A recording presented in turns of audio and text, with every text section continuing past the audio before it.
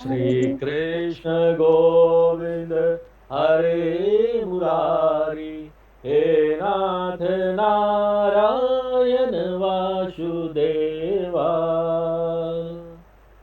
श्री कृष्ण गोविंद हरे मुरारी, हे नाथ नारायण वासुदेवा। श्री कृष्ण गोविंद हरे मुरारी, हे नाथ नारायण वासुदेवा। कृष्ण गोविंद हरे मुरारी, हे नाथ नारायण वासुदेवा। हे नाथ नारायण वासुदेवा। नाथ नारायण वासुदेवा। हे नाथ नारायण वासुदेवा। नाथ नारायण वासुदेवा।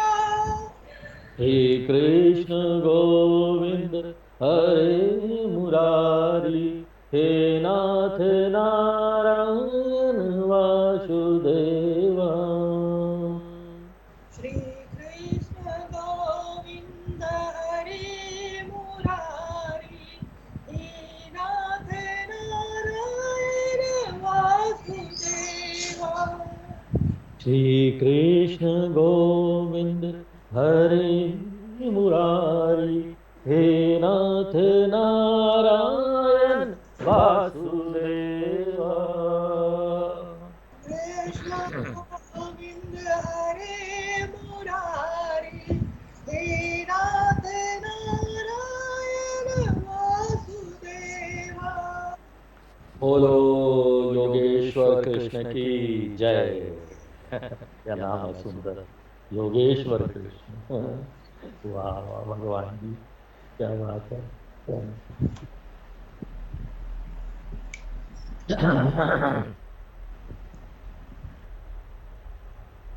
ओम सदाशिवसमारंभां शंकराचार्यमध्यमाम् अस्मदाचार्यपर्यन्तां वन्दे गुरुपरम्पराम्।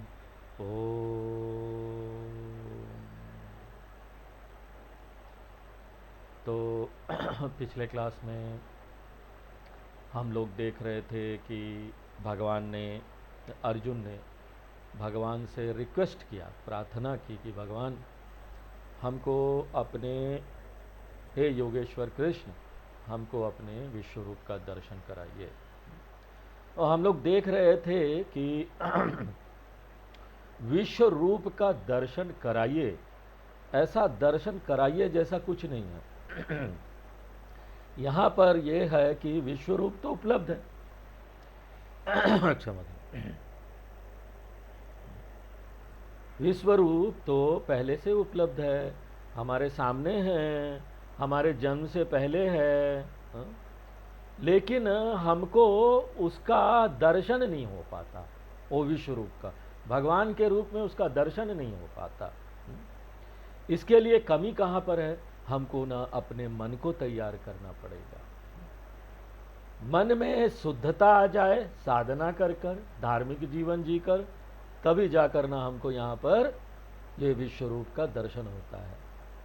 और ये जब मन की शुद्धता प्राप्त हो जाए, मन में काम क्रोध मद लोभ मोह मात्सर ये कम हो जाए, इसको बोलते हैं कि मन में शुद्धता हो गई, राग द्वेष कम हो गया, क्षीण हो गया। राग द्वेष जब क्षीण होता है ना, तो ध्यान चारों तरफ से बेकार की चीज़ों से हटता है, और जब ध्यान हटता है तब देखते बगल में तो कृष्ण भगवान बैठे हैं, इतना दिन तक क्या कुड़कुड़ कुड़कुड़ करते रहे थे, दिखाई क्यों नहीं दिया? हा? क्योंकि हम पूरी दुनिया में अपने माइंड को बिखराए बैठे हैं, कितनी सारी चीज़ों में अपने दिमाग को लगाए बैठे हैं। और वो किस लिए है? ये कल्प्रिट है, राग द्वेष, इसके कारण से। तो जितनी भी साधना हमारे धर्म में बताई गई है, चाहे तीर्थ यात्रा करो, चाहे नाम जप करो, चाहे कुछ भी करो, जितनी भी साधना ज्ञान के अलावा, हाँ? ज्ञान के अलावा जितनी भी साधना है वो आपको कहाँ तक पहुँचाएंगे?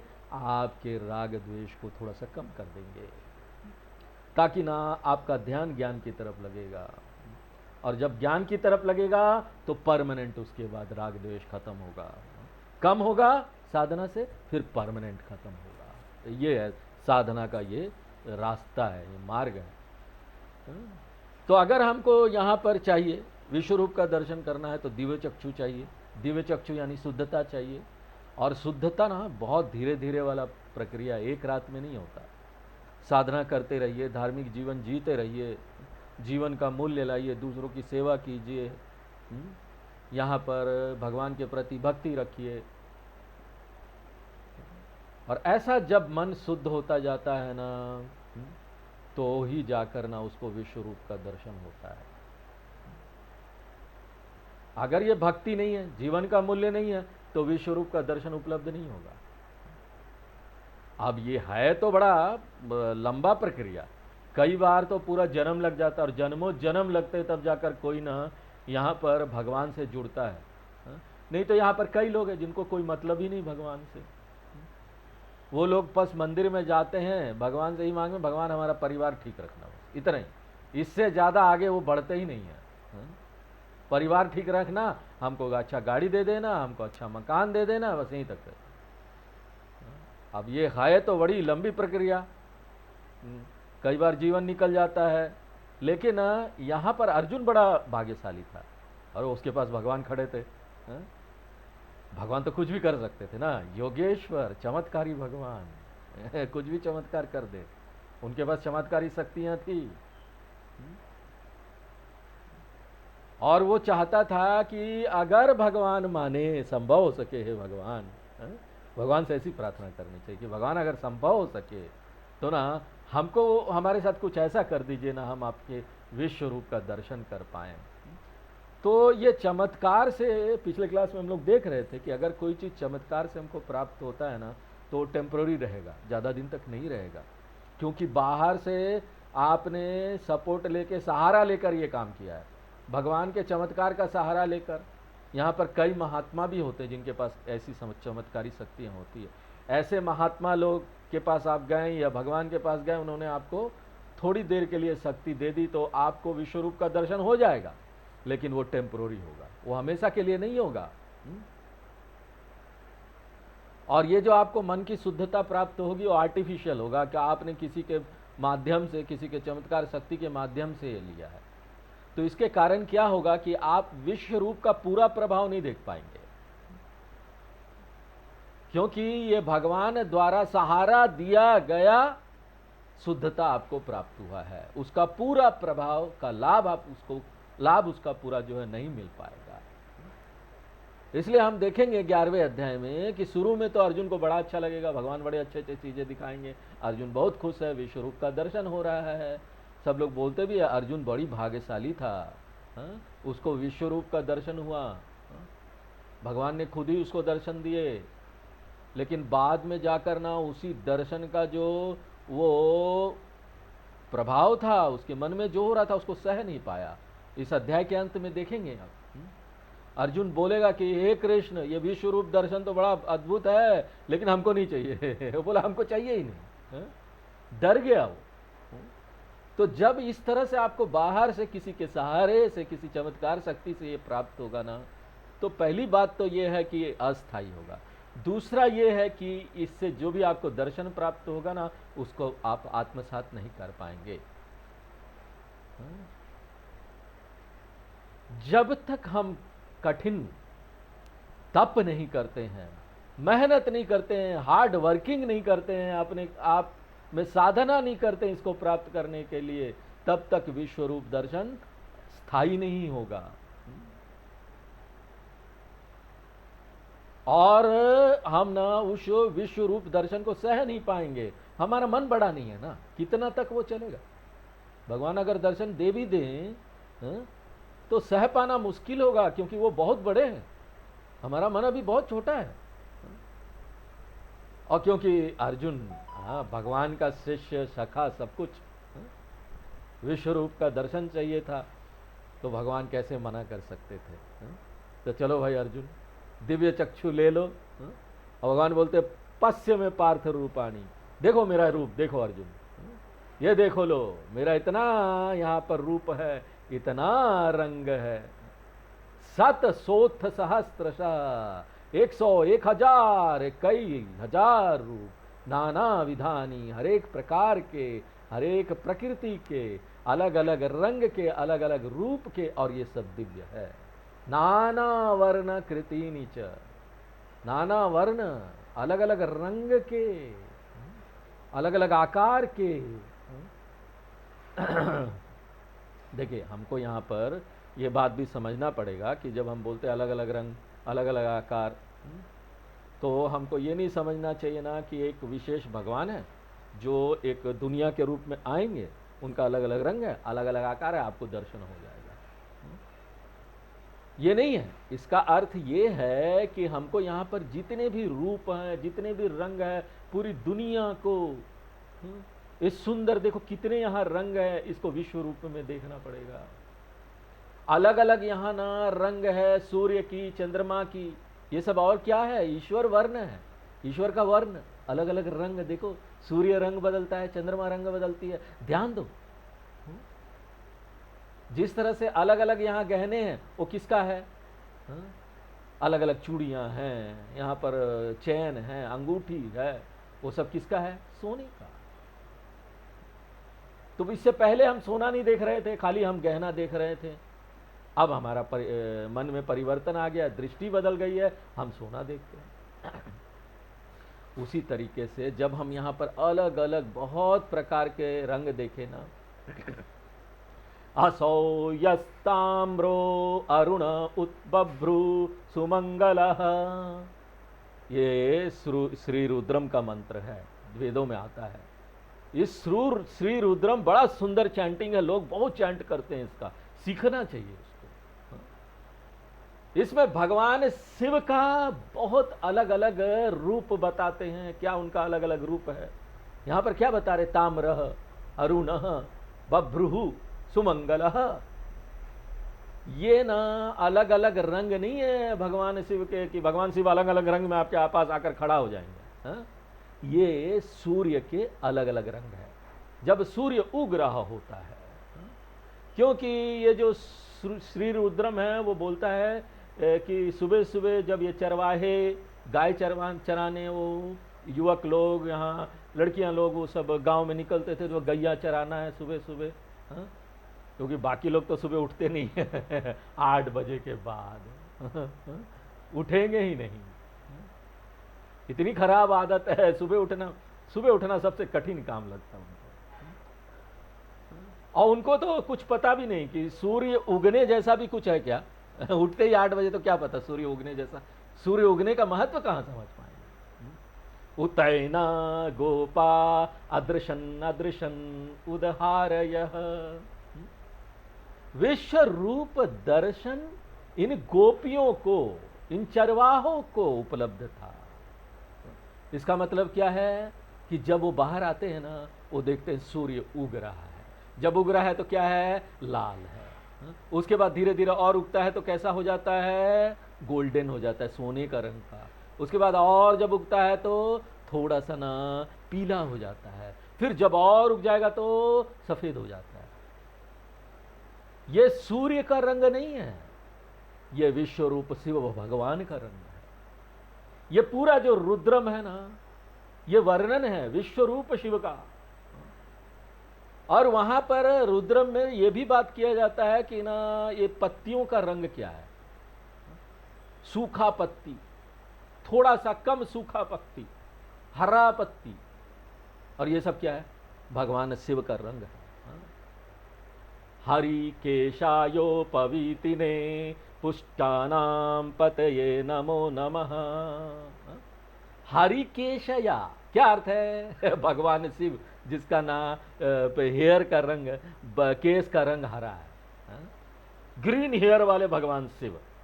क्या मजा है, देखो कितना सुंदर है ये सब। अलग अलग रंग, बाल के भी अलग अलग रंग। आजकल तो ब्यूटी पार्लर हो गया है।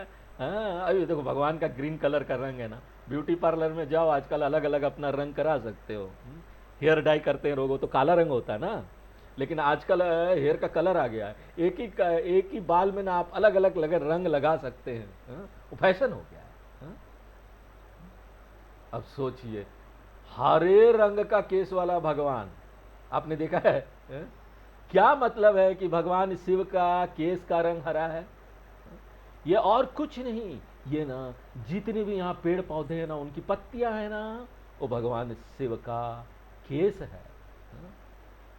जब अब हम देखेंगे ना, आप देखिए पत्तियों को, अब आपको हमने बता दिया, अब आगे से जब भी आप पत्तियों को देखें तो भगवान शिव का ये देखो केश है। हाँ? वन में देखे, जंगल में देखे, इतना पत्तियां हरी हरी अलग अलग, वो भी हरा रंग भी अलग है, आपने देखा नहीं है?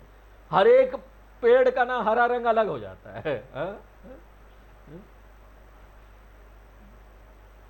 तो ना अगर हम अब पत्ती भी तोड़े ना, तो जरा सोच के तोड़िएगा, पत्तियों को भी नुकसान नहीं देना चाहिए। अगर आपने पत्तियों को नुकसान किया ना, तो फिर आप शिव भगवान के केस को नष्ट कर रहे हैं, इतना आप जान लीजिए। और ये सत्य है, वेद झूठ नहीं बोलते। ये विश्व रूप ईश्वर, ये कोई हम प्रतीक नहीं बता रहे हैं, सत्य है, ये उनका केश है। अलग अलग यहां पर रंग, और इसको हम अपने इस ज्ञान चक्षु से देखते हैं। कैसा ज्ञान चक्षु? हमने आपको एक उदाहरण दिया, आपको याद रखना चाहिए। हमारे हाथ में लड्डू आता है ना, हम उसको तुरंत ही गटक जाते हैं, मोतीचूर का लड्डू है, वो 56 भोग का लड्डू है, खा लिया।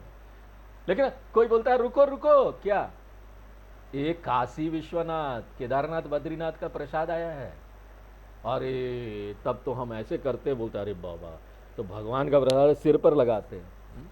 अब बताइए, लड्डू तो वही था ना, क्या बदला? लड्डू वही था, बेसन, उसमें रंग है और उसमें चीनी है, वही है ना। बाहर से लड्डू कुछ नहीं बदला, आपका ज्ञान बदल गया, किसी ने आपको ज्ञान दे दिया, आपको ज्ञान चक्षु मिल गई, दिव्यता मिल गई, ऐसा मन मिल गया जो इसको सराह सके। आप सराह रहे, वाह अरे भगवान, इसमें भक्ति है। नाना वर्णानी, मैं यहां आपको दिखता हूं अलग अलग रंग, अलग अलग कपड़ों में। यहां पर मैं क्या देख रहा हूं? नाना वर्ण कृतिनी। जब हम आपको विश्व रूप में देखते हैं, विश्व रूप का कितना सारा सिर है, सहर्ष शीर्षा पुरुषः। ऐसा हम जब सुनते हैं मंत्र ना, हम सोचते हैं ना कोई एक शिव भगवान होंगे, विष्णु भगवान होंगे, वो हमारे सामने आकर 100 सिर लेकर खड़े हो जाएंगे अगल बगल। यहाँ पर विष्णु भगवान है, 100 सिर, ऐसा कुछ नहीं होगा। 100 सिर जब वहां पर बोला जाता है तो इसका अर्थ है ना कि यहाँ पर जितने भी लोगों का सिर है वो उनका सिर है, भगवान का सिर है। हमको सब इसीलिए तो हम बोल पाते हैं ना, नर सेवा नारायण सेवा। हम किसी मनुष्य का सेवा कर रहे हैं तो नारायण का सेवा है ना, इसीलिए तो बोल पाते हैं ना। सबका सिर हम देख सकते हैं, क्या ऐसे हमारा राग द्वेष ही खत्म हो जाएगा, किसी से घृणा ही नहीं रहेगा हमको। नाना विधानी दिव्यानी नाना वर्ण कृतिनी च। उसके बाद बोलते वश्यान दित्यान वशून रुद्रान अश्विनो मरुतस्तथा। यहां पर इस सृष्टि में बहुत सारे देवता अलग अलग प्रकार के, अलग अलग प्राकृतिक शक्तियों के रूप में है, देवता है। यहां पर एक एक प्राकृतिक शक्तियों का वो प्रतिनिधित्व करते हैं। तो यहां पर बोलते पश्चादित्यान वशून रुद्रान। 8 वसुओं को देखो, हमारे शास्त्रों में 8 वसुओं की बात की गई है। अलग अलग ये देवता हैं, प्रतीक अलग अलग रूप में। बृहदारण्यक उपनिषद में प्रश्न पूछा जाता है कि ये वशु कौन है, कथमे वशु इति। और बृहदारण्यक उपनिषद क्या बोलते हैं? अग्निश्च पृथ्वीश्च वायुश्च अंतरिश्च आदित्यश्च दयोश्च चंद्रमाश्च नक्षत्राणि चेते वशवः। यही वशु है, यही 8 वशु है। 8 प्राकृतिक शक्तियां, आप ये समझ जाइए क्या है। अग्नि पृथ्वी, अग्नि तत्व, पृथ्वी तत्व, अंतरिक्ष, बीच का लोक, आदित्यश्च, द्योश्च, सूर्य और उसके ऊपर के जो स्वर्ग है, चंद्रमाश्च और नक्षत्राणी यानी चंद्रमा और ये तारे, ये 8 वसु है। जैसे कृष्ण भगवान बोलते हैं ना, इन 8 वसुओं को तुम देखो, ये मेरा विश्व रूप है। अब देखो पृथ्वी को देखो तो देखो ये भगवान का विश्व रूप है। अग्नि देखो तो कहीं भी थोड़ा ना गैस लाइटर जब जलाने के लिए जाओ ना यहाँ पर किचन में, हमेशा आप जागरूक रहिए, ये रहा भगवान विश्व रूप, वाह अग्नि देवता। इसलिए हम लोग तो सुबह सुबह हमारी परंपरा ऐसी रही है, अग्नि दीपक जलाते, अग्नि को पहले अपने घर में जलाते हैं, सुबह सुबह नमस्कार करते हैं उसको, ये भगवान। वशून, उसके बाद 12 आदित्य बोलते हैं, ये और कुछ नहीं है। 12 आदित्य क्या है? ये सूर्य देवता है। 12 महीने में सूर्य देवता बदल जाते, अलग अलग महीने में अलग अलग उनका रंग होता। आप देखिए, कभी इन सब चीजों पर ना, प्राकृतिक चीजों पर हमने ध्यान नहीं दिया। 12 मासा संवत्सरस्य एते आदित्यः, ये सूर्य देवता 12 महीने में अलग अलग, हर एक महीने में सूर्य देवता की शक्ति अलग अलग होती है। अभी देखिए क्या जबरदस्त 44 डिग्री वाली शक्ति मिल रही है यहाँ लखनऊ में, त्राही त्राही है गर्मी से। इतना ज्यादा सूर्य भगवान की तरफ आप देख भी नहीं सकते बाहर निकल के, इतनी शक्ति में चमक रहे हो। और यही जनवरी में देखिए तो लखनऊ में तो 15-20 दिन ऐसा होता है सूर्य देवता हल्के से दिखेंगे, बस हल्के से। अंतर देखा आपने? 12 महीने में ये अलग अलग हो जाता है। ये 12 आदित्य देवता। तो आप आदित्य देखो, तुम देखो अर्जुन, तुम देखो ये वशु को, तुम देखो ये रुद्र को, 11 रुद्र। तो बृहदारण्यक उपनिषद में ये प्रश्न पूछते हैं, कथमे रुद्र, और उसके बाद बृहदारण्यक उपनिषद क्या उत्तर देते हैं? 10 में पुरुषे प्राण आत्मा 11। ये जो 10 इंद्रियां हैं मन को मिलाकर, ये बोलते हैं रुद्र देवता। ये रुद्र देवता है। 11 रुद्र, 11 हो गया ना, 10 इंद्रियां, 1 मन, 11। ये सब किसके हैं? ये सब तो विश्वरूपी है। इसलिए अर्जुन सराहो, देखो अपनी ज्ञान चक्षु से इन आदित्यों को सराहो, इन वशुओं को सराहो, इन रुद्रों को सराहो, इन अश्विनी कुमार को सराहो। अश्विनी कुमार वो है देवता जो प्राणों का अधिष्ठान देवता, हमारे अंदर प्राण चलते हैं ना, उनका। ये सारे ये तत्व है, सत्ता है, सिद्धांत है, देवता है, अधिष्ठान देवता है। उसके बाद बोलते हैं मरुतः तथा, मरुत देव। ये अलग अलग वायु के रूप है। मरुत अलग अलग, वायु के भी अलग अलग रूप होते हैं। कभी देखिएगा जोर से वायु चल रहा, हल्का चल रहा, कभी ठंडा सा चलेगा। कभी कितना भीतर जाकर हमारे शास्त्रों ने वायु का भी अध्ययन कर लिया। अवायु के भी रूप आपको दिखाएंगे, दिख जाएंगे। ये सब मेरे ही विश्व रूप है। और ये सब क्या है? अदृष्ट पूर्वाणी। अरे पहले तुमने ये सब चीजें तुम्हारे सामने थी, लेकिन तुमने देखा नहीं अर्जुन। क्यों? समय नहीं था। इसके लिए समय चाहिए। Busy busy busy. निजी जीवन में हम इतने बिजी रहते हैं कमाने खाने में। हमारा घर, हमारी गली, हमारे पड़ोसी, हमारी पत्नी, हमारे पतना, बच्चे, ये सब चीजों में अपने जीवन में हम इतने बिजी हो जाते ना, हम इस प्राकृतिक चीजों को देख ही नहीं पाते कि यहाँ पर भगवान तो अभी है। इनको हम सराह नहीं पाते विश्व रूप के रूप में। इसलिए अदृष्ट पूर्वाणी बहुनी। और हर एक जो ये है ना, ये एक अद्भुत चीज है। सूर्य अद्भुत चीज है, वर्षा अद्भुत चीज है, जो सिर्फ भगवान ही कर सकते हैं। देखिए हम यहाँ पर ना वर्षा बना नहीं सकते, लेकिन अभी हमने सुना कुछ, अभी बहुत ये चीज टेक्नोलॉजी पुरानी हो गई है, कृत्रिम रूप से वर्षा कराते हैं। एक क्रिस्टल होता है, सिल्वर आयोडाइड क्रिस्टल, उसको लेके जाते हैं प्लेन से और उसके बाद ऊपर छिड़काव करते हैं तो वर्षा होता है। ये एक वैज्ञानिकों ने तरीका निकाला, तो हमको लगा चलो भाई अब ये लोग भी भगवान हो गए हैं वर्षा करा दे रहे हैं। लेकिन बाद में पता चला ना, ये लोग वर्षा तब तक नहीं करा सकते जब तक बादल ना हो। बादल होंगे तो उसमें बादलों के बीच में जाकर वो छिड़केंगे तब होगा। अब बताइए बादल किसने दिया? हाँ? हम अपना एरोप्लेन ले जाकर ऊपर क्रिस्टल जाकर छिड़क सकते हैं, हाँ? हाँ? लेकिन बादल किसने दिया? हाँ? भगवान ने दिया। हाँ?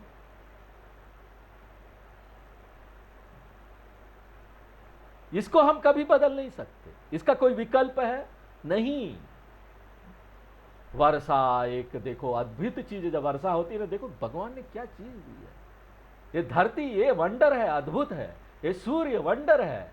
कोई भी चीज आप ले लीजिए, ये बहुत अद्भुत है, भगवान की महानता है। ऐसा करके देखे, कुछ समय के लिए अस्थायी रूप से आप अपना ना दैनंदिन व्यवहार जो है ना, उसको या तो कम कर दीजिए या उसको त्याग कर दीजिए। अपना ये स्मार्टफोन, फेसबुक, व्हाट्सएप, ये यूट्यूब, ये सब साइड रख दीजिए। हाँ? क्योंकि इसमें बिजी रहेंगे तो आप प्राकृतिक सुंदरता क्या देखेंगे? सुबह निकलिए, टहलिए, थोड़ा देखिए अपने क्या सुंदर हवा चलता है। हाँ? भगवान को देखिए, फूल पेड़ पौधे सब। हाँ? ये सब जब से आ गया है ना स्मार्टफोन, उपयोग तो अच्छा चीज है अगर आप इसको अपने उपयोग के लिए उपयोग में ला रहे हैं तो, लेकिन ये बहुत टाइम खा जाता है। खासकर रील इतना ज्यादा वो एडिक्टेड है ना, आप चलाते रहिए तो चलता ही रहता है, रुकता नहीं है। ये सब छोड़ के, इसका त्याग करके ना, आप सिर्फ प्रकृति को देखिए, वहां पर आपको विश्व रूप दिखाई देगा। इसलिए पश्चाश्चर्यानि भारत, 7वें श्लोक में जो हम लोग पढ़ लिए थे, भगवान बोलते हैं ये कस्तम जगत कृत्स्नम पश्चाद्य सचराचरम मम देहे गुड़ाकेश यच्चान्यद द्रष्टुमिच्छसि। यह मेरे में, विश्वरूप ईश्वर में, जिसका शरीर क्या है? ये आकाश इसका शरीर है। आकाश शरीरम ब्रह्म, ईश्वर का जो शरीर है वो आकाश ही है। तो ये आकाश जो मेरा शरीर है, कृष्णम जगत पश्य, ये पूरे जो जगत को है ना, मेरे अंदर देखो। अंतस्थम यस्य विश्वम सुर नर खर गो भोगी गंधर्व दैत्य, एकमात्र यही प्रतीक रूप में पुराणों में कहानियां आती है ना, भागवत पुराण में आएगा कहानी आता ना, वहां पर यशोदा मैया कृष्ण भगवान से मुंह खुलवाती है, लल्ला जरा मुंह खोलो, तुम्हारे मुंह में क्या घुस गया है, क्या गंदगी गई है। और जब यशोदा मैया जब मुंह खोलते हैं तो पूरा दुनिया उनके मुंह पर दिख, पूरा ग्रह नक्षत्र सूर्य चंद्रमा सब उनके मुंह में, पूरा दुनिया वो देख लेती है उनके मुंह में, और उसको सह नहीं पाती क्योंकि तैयारी नहीं थी, मन तैयार नहीं था। वो कृष्ण भगवान को अपने लल्ला के रूप में देखती थी। अब जब लल्ला के मुंह में 14 लोग देख लिया, पूरा दुनिया देख लिया, तो डर नहीं जाएगी? अरे बंद करो मुंह बंद करो और नहीं देखना, बोले मेरे लल्ला के मुंह में इतना सारा कुछ कहां से आ गया? इसका क्या अर्थ है? आप क्या सोचते हैं कि इतना छोटा मुंह में वो सारा लोक, सारी दुनिया एक टैबलेट की तरह तैर रही है? ये एक प्रतीक, कृष्ण भगवान प्रतीक हैं पूरे आकाश का। एक आकाश है कृष्ण भगवान, उनके अंदर पूरी दुनिया। इतना गहरा ये आकाश, नीला आकाश, इसलिए कृष्ण भगवान भी नीले हैं। नील मेघा श्यामला, हे श्यामला नील मेघा।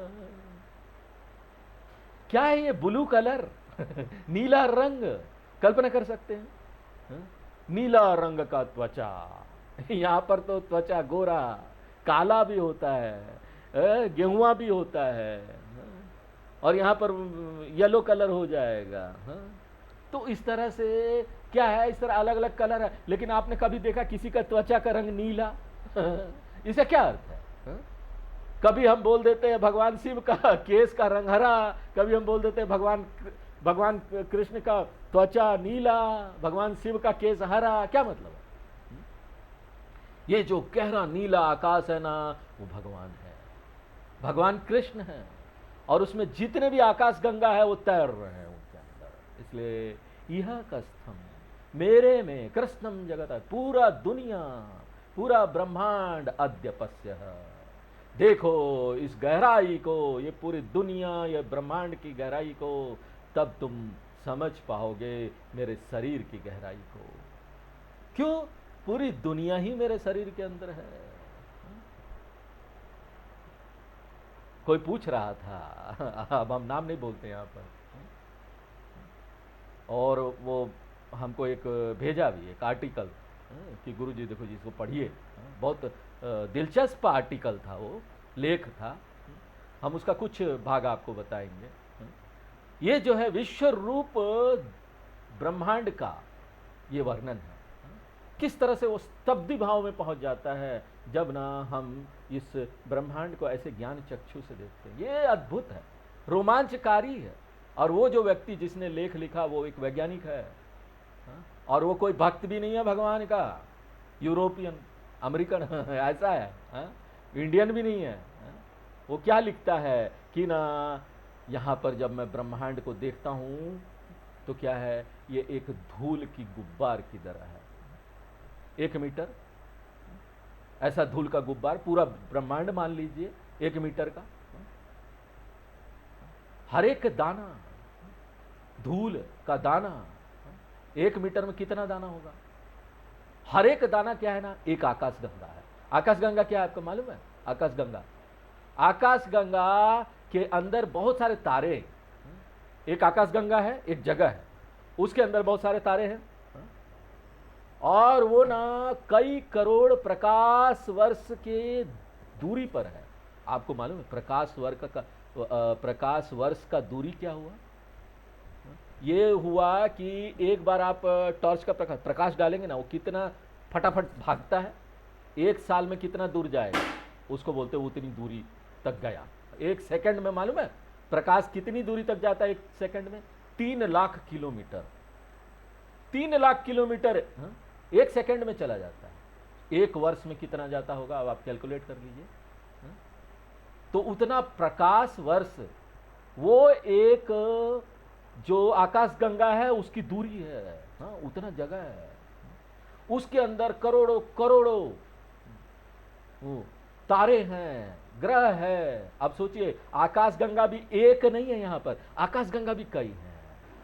कल्पना कीजिए ये धूल की तरह है, और हम कहां रहते हैं? एक ना तुच्छ तारे के अंदर धरती है ना तुच्छ तारा, उसके अंदर हम कितना छोटा सा, इतना करोड़ों आकाशगंगा, और उसमें से एक आकाशगंगा जिसको हम मिल्की वे बोलते हैं, उस नाम दिया जिसमें हमारा धरती है ना, ये आकाशगंगा का नाम मिल्की वे है।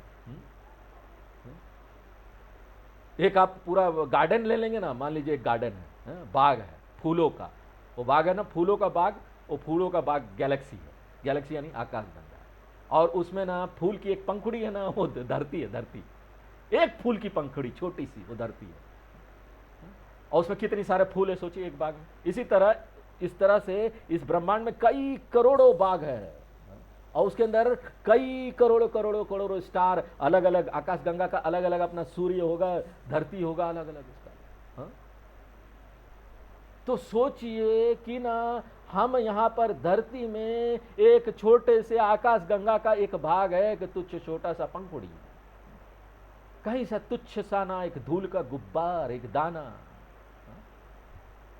बोलता है वो कि हर एक रात को हमको ये दिखाया जाता है कि ना इस सृष्टि का एक शुरुआत है, लेकिन यहां पर ना ज्यादातर लोग ना इसको पछतावा करते हैं रात का अंधेरा, ये जाने बिना कि इसमें कुछ ज्ञान है, ज्ञान अंधेरे में भी। अगर आप इस अंधेरे से सीखना चाहे तो आप देखिए यहां पर कितने तारे हैं, रात के अंधेरे में निकल के देखिए,